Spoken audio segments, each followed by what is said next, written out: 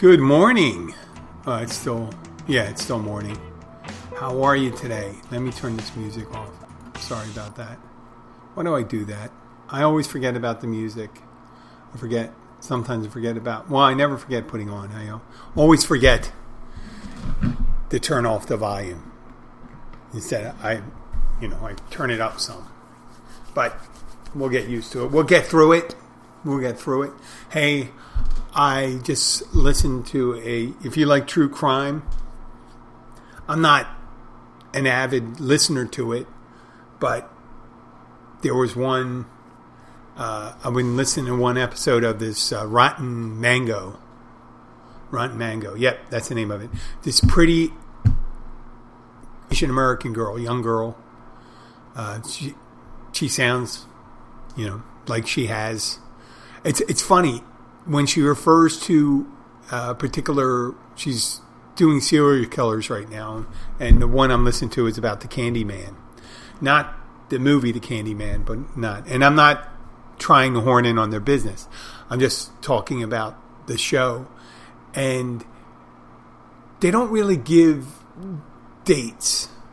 They don't talk about when they were active, and they start talking about when the main character was drafted in the army, and led me to believe that the last time they had that was in the early 70s. Before, the Vietnam War, they had the selective service around, but they haven't had anybody. So I had to presuppose that the person was drafted in the 60s, but they kept on referring to camcorders and things like that in the mid-70s, which weren't really prevalent, if that's what it was. I got to go and check it. It could have taken place in 50s and 60s. Sounds like 50s and 60s are actually the kind of stuff that was going on and how clueless people were to gay people. But it's interesting when you see people talk about it and not really give reference to the time. What was available, what wasn't.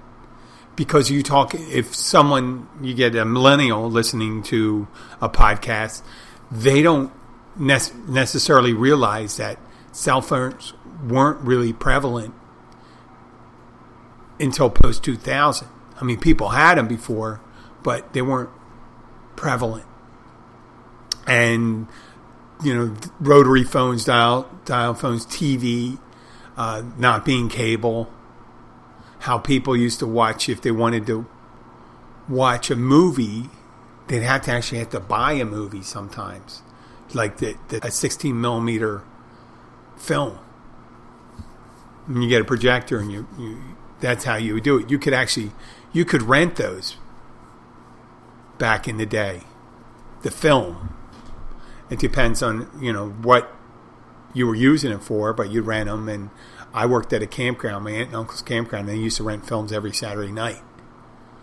And it would be like Shane or Old Yeller or something like that. And they play at our big picnic area, covering area at the campground for people. And I'd run the popcorn machine. It was fun. But that's the way things happened back then. But it's a great show. If you're one, it's called Rotten Mango. I just hit upon it because it was sitting on Spotify, and I enjoyed it. I'm going to listen to the rest of it. I had this feeling, though, you shouldn't be listening to too many true crimes because it could make you, especially nowadays, just listening to murder and true crime. Unless you have a coping mechanism that doesn't make you negative, there's a propensity after watching a lot of negative stuff that it could make you depressed. So you should throw some comedy in there.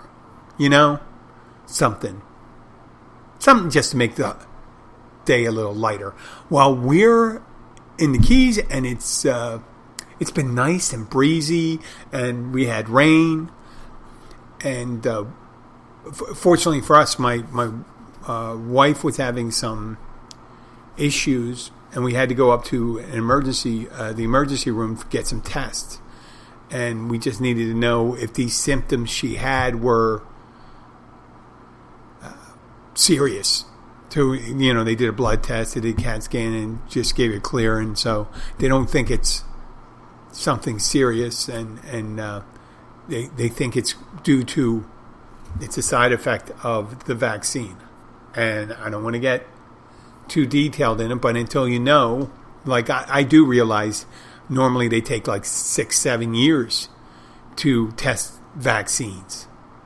They have to see what happens in the long term and things like that. And the symptoms she has weren't indicative of the side effects they've seen, at least. But then again, who knows? It's still early. There's still more than half the world, more than half the United States still needs to be vaccinated, if it gets vaccinated at all. But we're not talking about this during this show. So driving up, we had gone to a clinic in the Keys, and then we decided to get a second opinion by going up to a hospital on the mainland. And fortunately, we are at the top of the Keys. So it's only about 30 minutes for us when we're not in rush hour. If you're in rush hour, it could take an hour. Yeah, it's like everything down here. We're in a small place, but you can still get rush hour. I'm sure this is in the United States like that, where you're in a rural area along an interstate, and all of a sudden, you're 40 miles from the city, and there's going to be a shitload of people coming through. Right? Well, that's the way it is in the Keys. People heading up from south, and it's right around 4 or 5 o'clock. It's the northbound traffic ties up because we've got that single lane leaving the Keys. And we get up to the hospital, and I have to say, once again, even though I work part-time at a hospital, I don't interact a lot on the business end with the medical personnel. I bump into them every so often. And we're a small community hospital where I work part-time as a fitness instructor. And I've always been surprised at the level of professionalism and how upbeat a lot of these people are, considering how tough their jobs are. And so many sweet people. There was the physician's assistant, I think it was attending, they called him. Yeah, he was great. And then it's Mari, who was a nurse, and it was a shift change. So the first person and second, it was two different nurses, and they were just wonderful.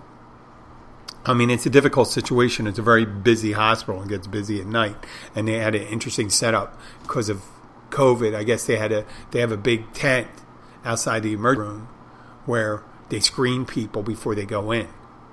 And they may keep them outside, if they have a fever or something like that. And then they call them when they, bring them in immediately into the back. So there's less time and place there. So once again, I'd like to give my shout out to all the medical people, the people working, nurses, doctors, clerks, admitting clerks, the people, the janitorial staff, the cafeteria staff, the technicians, the phlebotomist, the people that run imaging. They are super. And I really do, I do love to talk to medical personnel. I do, they're just wonderful people. And there's always the exception to the rule. I understand it.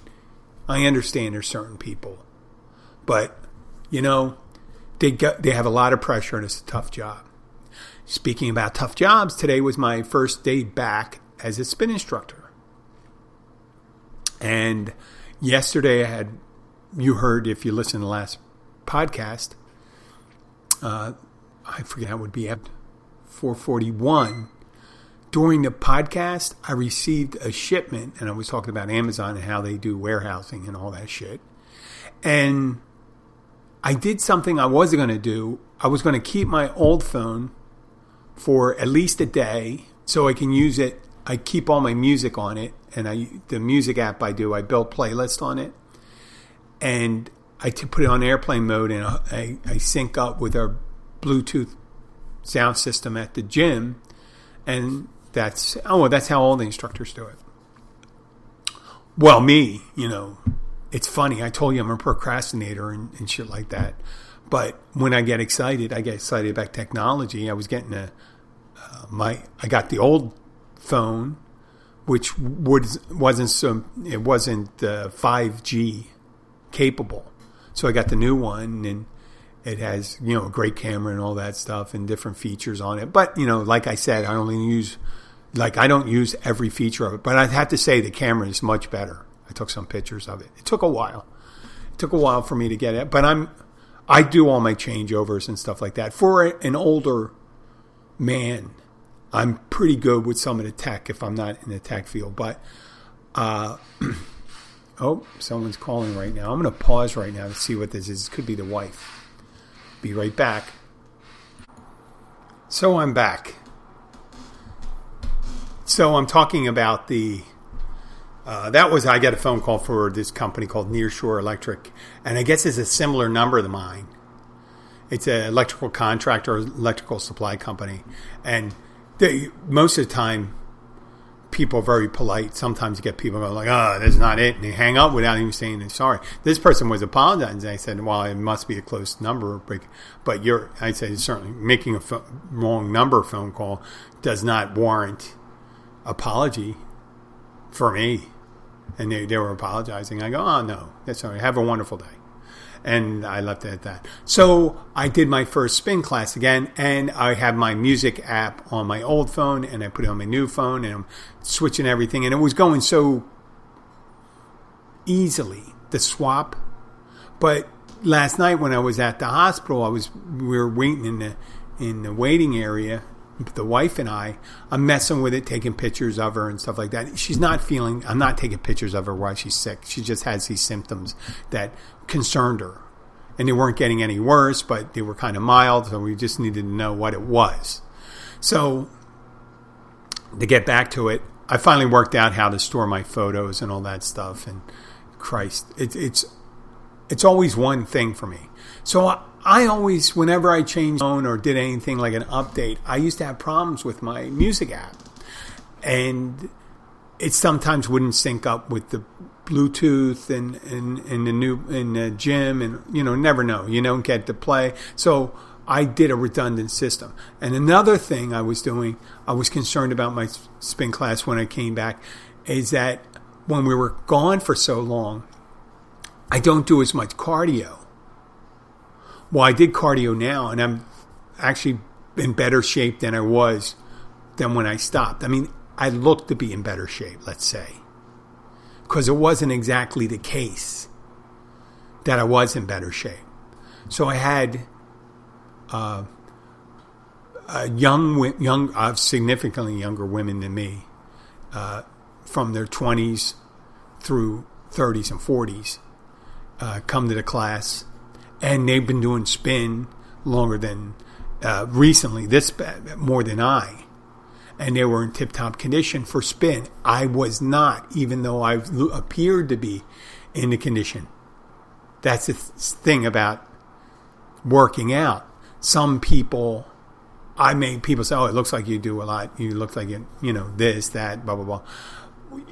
You can look very fit and not be fit. And you can look to be out of shape and be fit.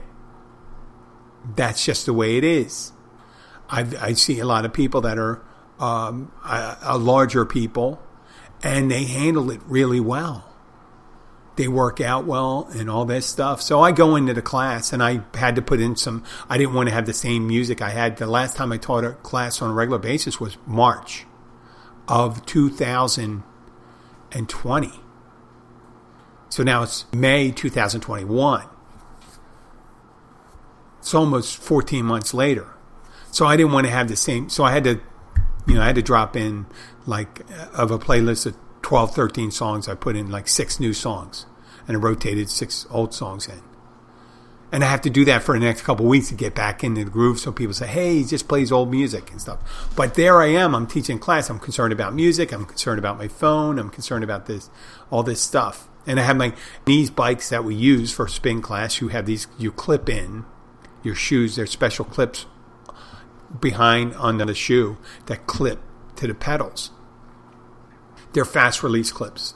And if you're familiar with biking, you know what they are. But you're locked on the pedals. So when you're pedaling, you not only get the advantage of pushing down, which everyone who has a bike, you develop almost all the power while you're pushing down, unless you're clipped in. When you're clipped in, when your foot goes down to 6 o'clock and start pulling it up, you're clipped in, so you're pulling the pedal and you're creating more power.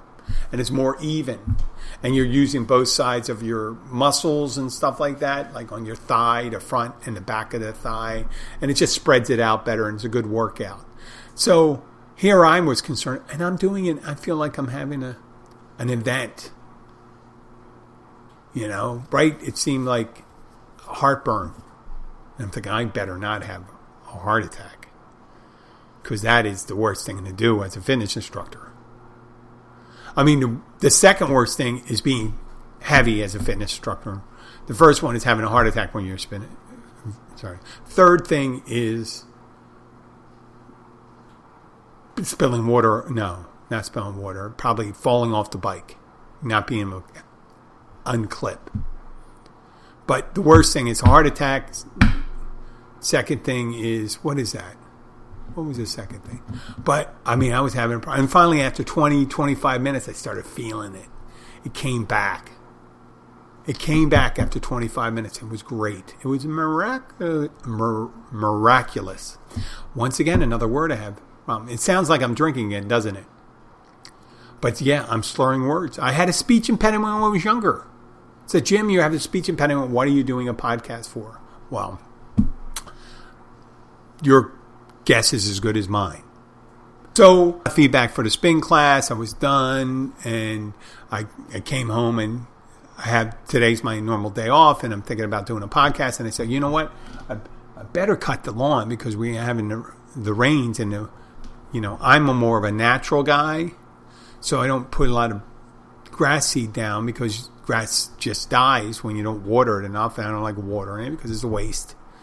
I water.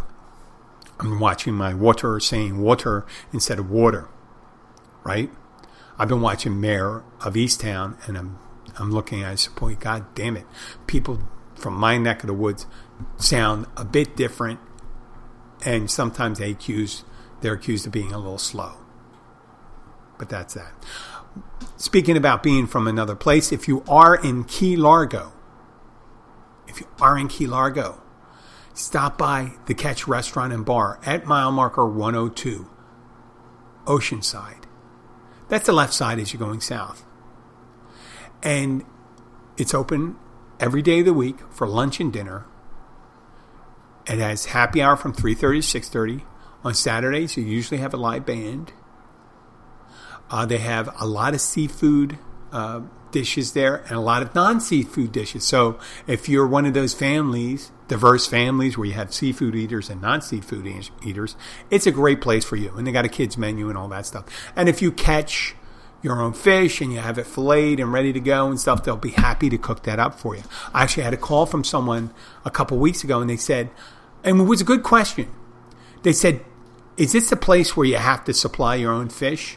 And I thought, wow, at a crowded place, that may be a good thing to cook someone else's own fish, because it changes the liability. If you screw up their fish, what are you going to do, right? If you overcook it, stuff like that. Yeah, you ruined my fucking fish. I bought it. You can't just cook another one. But, if it's spoiled, it's you brought the fish in. You should know about refrigeration. We had refrigeration for over 100 years. Why aren't you refrigerating your fish? Stuff like that. I'm not saying that, but oh my God, how did I get there? I never know. Sometimes I don't even know how I get to these places. Well, stop by to Catch sometime. Tell them the Keys bartender sent you. Say hi to me if you see a big doofus behind the bar, a little older. That's me. And if you have any questions or anything like that about coming to the Keys, and you want some information from me, I'm Jim at KeysBartender.com. If you have any questions about the show, I'm happy to do it. I'll do that at the end. And please follow us on Facebook and all that, Instagram. We're going to be doing more of those commercials, probably doing embedded ones, but I'll try to make them interesting. On another note, since we're moving along here and we're in the Keys, I'd like to say hi to some of our listeners. We have our friends from the Erie, Pennsylvania way. Desiree and Jen, I'd like to say hi to them. They stayed down here. They were snowbirds this past winter, and we became friends. They're a lovely couple, and there were lovely two ladies. They were there down here, and they were regulars on, they often come on Friday, a lot of times on a Saturday, and they come in and enjoy their jalapeno margaritas. And Jen would like her White Claws or, one of those 4 to 5 club sodas, which I always suggest if you like that, why don't you just drink vodka, right? I mean, you could do it consistently. Say, listen, I want 1 shot of vodka, raspberry vodka, or whatever flavor you want. You can get the same thing. It's actually better for you. Instead of malt liquor, you're getting the vodka. And the vodka is a little more rarefied liquor. And it's cheaper. It's cheaper a bit a lot of times. Right? Because you're paying for the bottling and all that stuff. But I'll probably have to change my tune if I ever get an endorsement from one of these hard club sodas. So I'll have to do that. I'm not going to delete this episode, though. Moving on to another subject, you've all heard me talk about Uber Eats and DoorDash and all those things, right? How they suck away the profit from profitable mom and pop places, and how probably the big chains like Olive Garden and all those Applebee's and stuff, they figured out what they can charge and how much profit they make on it, their food, and buy in bulk. Mom and pop places run on a little narrower thing, and especially with if they have a liquor license, they depend on the liquor license to make a lot of the money. Liquor license and the soda. Soda's a big, big profit maker because of the cost of the product and how stable it is. Because syrup can last a year, at least. And you can get, I don't know how much, I have no idea. Like I said, I don't do the cost projections for it, stuff like that. But it usually it's probably a dime, the cost of a soda for it to come out. And most places charge over $2. And you give as many refills as you can. I mean, you could be a super diabetic, heavy guy, trying to break the world record, and you barely would break the amount of liquid you could drink to wipe out the profit. So a lot of times with these, because of our technology that has been around recently, the social networking, everyone being online, people have streamlined and figure, like it first started with the Angie's List. Think of Angie's List. And that was like approved vendors. And Angie's List didn't do anything other than they could take a fee from you for listing them, getting your place reviewed, and you could be an approved vendor list on Angie's List. And she'd also make money. They'd make money doing advertising on their site. And after that, so they're not really seizing capital. They're just making it more like a better business bureau for places. But there's other places that came along. And you realize, if you're listeners of the show, that I've had several different companies. I started out with a delivery company, and I started doing delivery services for people that go on vacation. And then I would, when I say come to vacation, I would do a shopping list for them. And there's some people that live down here that just didn't like to go shopping. There were some wealthy people that wanted to do it.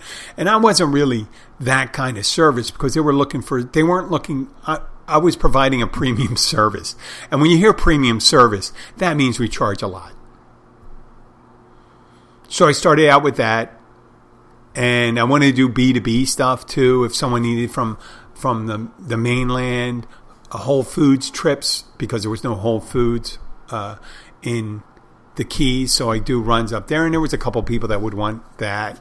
But it was really, I mean, my hat's off to people that do Instacart and what the Bag Boy or whatever, something, Delivery Boy, all these different online apps, because it was work. And during Christmas, when I had a lot of orders coming in for vacationers, I've had like $1,200 worth of groceries in 3 different carts going to fill up, and I'd shop and move it to the front, shop and move it to the front, and then I have to deliver it. And I had these refrigerated bags and coolers and all this stuff in the van I had.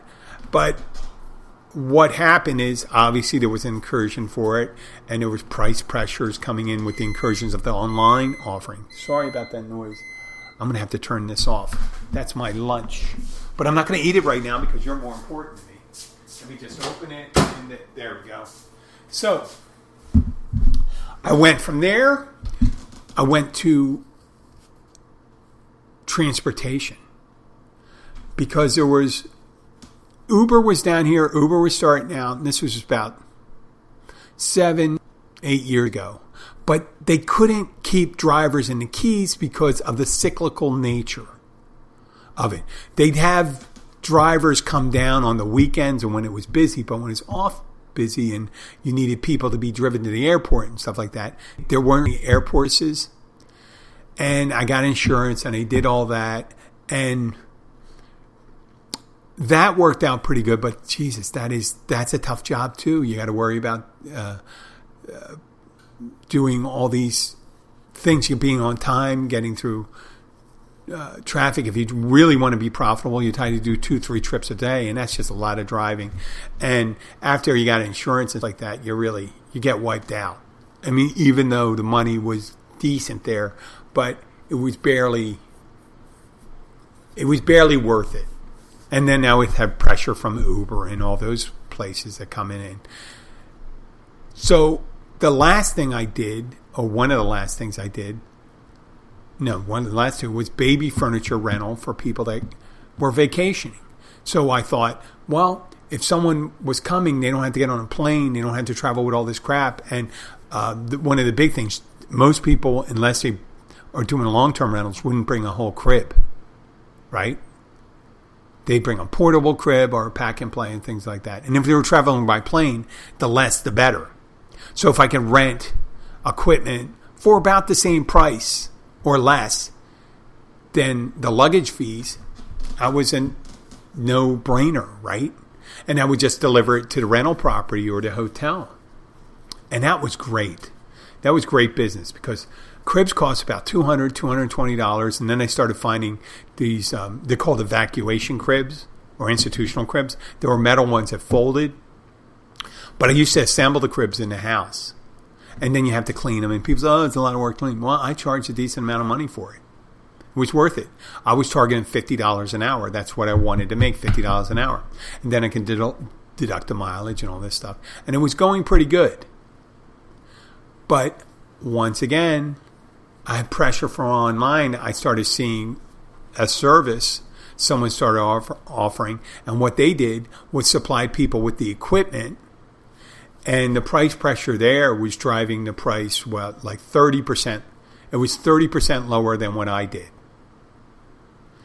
And I knew the people that were doing the work were making less than half what I was making. And I knew I wouldn't want to do that. Work was hard. I didn't want to do it. I didn't want to maintain the inventory. But I had made a certain amount of money doing it, and I was able to give away most of my equipment. So when I did that, I just decided, let it go. I'm not going to try to compete against people that are willing to do that. And that's the same thing happened with Instacart and things like that. When they came in, there was pressure, and especially with COVID, with the pandemic, a shitload of people took the gig work. And the last thing I had a notary. I got the notary thing because someone said, did he know a notary? And I checked in with a notary, what it cost. And I ended up making my initial cost for that in the first couple months of becoming a notary, and then decided to make it a notary service. And then I really didn't do much for it for a year. And then right towards the end of the pandemic, I just started to do it again. Because then I had some weddings during the pandemic. I had some marriages that came about and things like that. And it was fun. And then I got my notary signing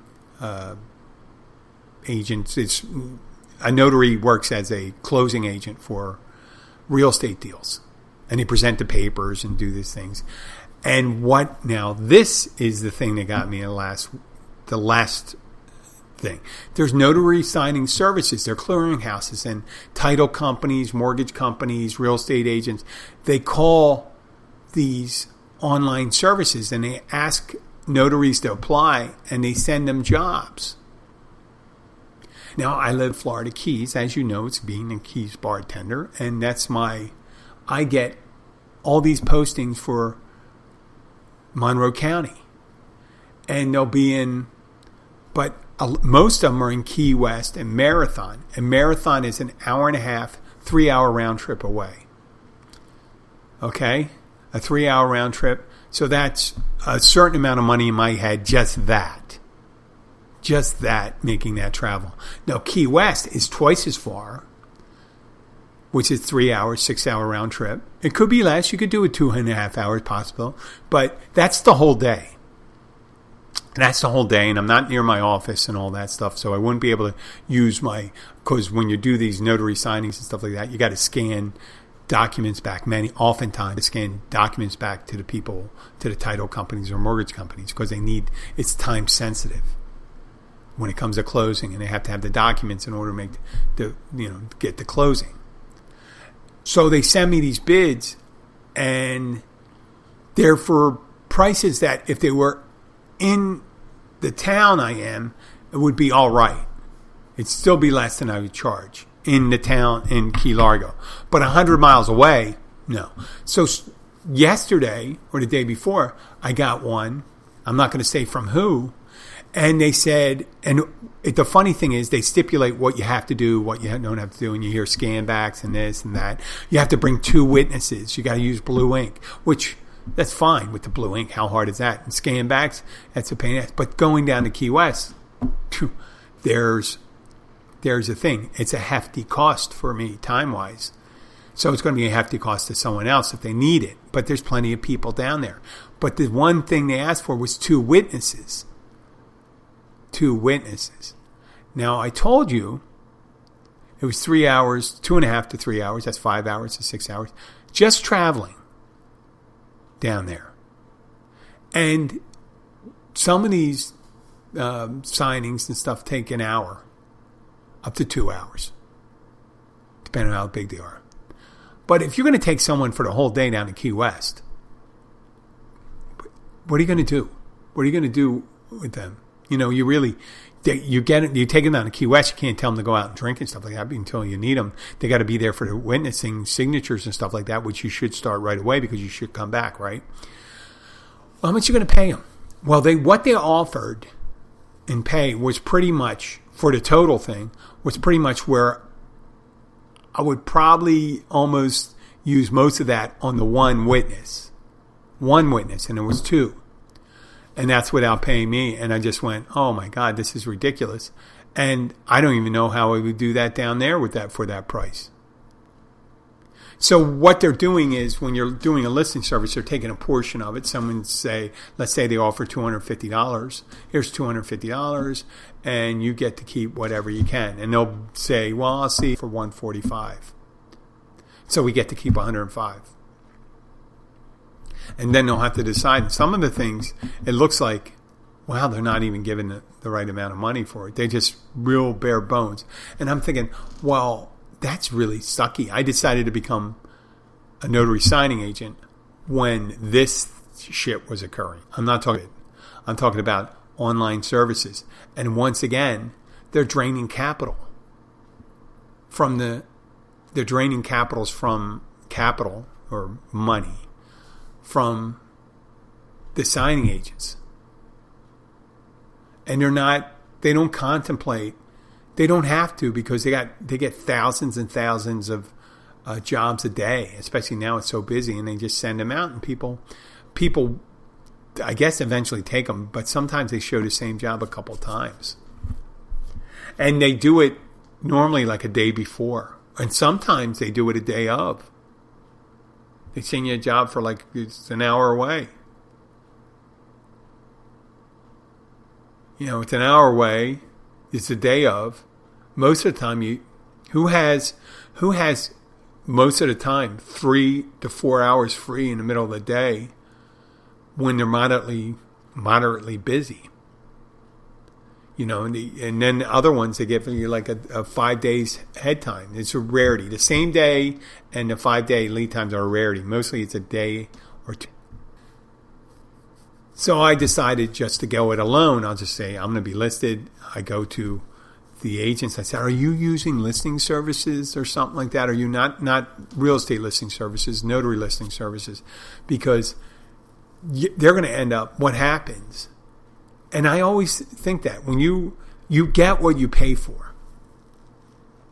You get for what you pay for. And yes, it'll be a profitable company if you get like $50 for every signing, just assigning the job and tell them what you have to do and say, well, if you didn't do a good job, you move on. It's like, most of the time I'll just say, no, I'm not available. No, I'm not available. Because they're asking, what they ask for is more than, that's what they used to pay people a couple of years ago, maybe.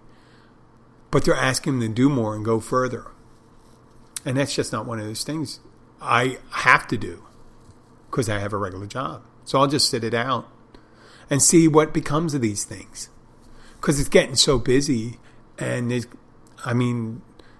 when someone does a job for lower pay, sometimes they do a very good job. A lot of times they're slipshod. I wouldn't take a job for less than I'm worth. What do you expect? What kind of workmanship or work ethic do you expect to someone if normally the job costs, let's say, $28 an hour? And they were saying for an electrician, someone down here said they were going to offer $26 for an electrician. If you've seen the announcement this week, Bank of America, which wasn't necessarily the most, they've done a lot of shit in their day. When I say done a lot of shit, good and bad. They said by 2025, their starting wage, they're going to move up their starting wage to $25 an hour. That's Bank of America. That's tellers and wow, that's incredible. $20 an hour. I guess because they're streamlined, so efficient with the computers and all that stuff. Not having so many tellers and stuff. There'd be loan officers and things like that. But what's that say about electrician? If you're going to start out becoming, how much training do you need to become a bank teller? They don't have any, they really don't have schools for it anymore. You just go in there and you say, well, you're going to count this money. You count. Make sure this is correct. You add this up, and we ask you to add that up. And then you give them a test and say, oh, you can add, you can read, you can write. That's it. I'm not saying people that are tellers aren't, they have to be responsible and they have to have clean records. And that's going to hurt you down here in the Keys. There's so many people that get busted for DUI and whatever shit. That's the thing with notaries, that like not everyone can become a notary because they do a background check. And they give you a point system for what you can do if you can be issued a commission. And the more things you do, if you want to get certified by certifying agencies, they're going to evaluate you too. So all these online services, I think it's great that someone's innovative and they come up with these ideas. But in a lot of instances, you just see, well, if you're surprised that Uber driver's acting badly, it's because it's not that great a job. There's people that pop in to do it on Saturday night and stuff like that. That might be a thing to do, I would, on Saturday night, it's easier for me to bartend. I don't want to necessarily get a drunk stranger in my car driving. I'd rather have the drunk in front of me. No, not behind me. I've seen that. I've seen people get smacked. They smack the shit out of the Uber drivers and Lyft drivers and stuff like that and abuse the hell out of them. I'm not into that. Homie, don't play that. How's that? Well, I'd like to thank you for listening. It's 40 minutes. It's time for me to eat because I'm feeling a rumble in my stomach. I do appreciate you for listening. I'd like to thank all my friends for listening.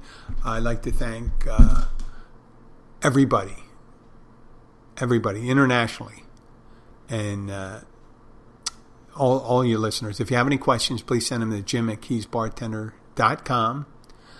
Also, follow us on Facebook, The Keys Bartender, or Instagram or Twitter. I know I don't do a lot of things on Instagram. I don't do that picture thing, even though I'm told I'm quite fetching. I like to use the word fetching. But I'd like to thank you for listening. This is Jim, the Keys Bartender, signing out. Have a great day. Here goes the music.